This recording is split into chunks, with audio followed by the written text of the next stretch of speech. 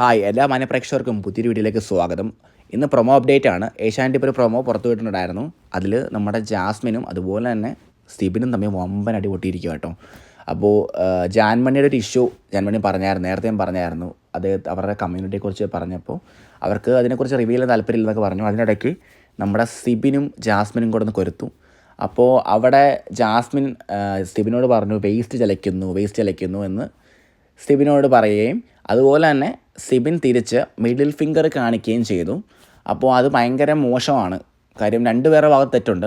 Jasmine waste ചലയ്ക്കുന്നു എന്ന് പറഞ്ഞത് ഭയങ്കര തെറ്റാണ്. കാര്യം എന്ന് വെച്ചാൽ എന്താ പറയുക, അയാൾക്കും അവിടെ സംസാരിക്കാൻ അവകാശമുണ്ട്, ജാസ്മിനും അവകാശമുണ്ട്, തുല്യ അവകാശമാണ് ബിഗ് ബോസിൽ.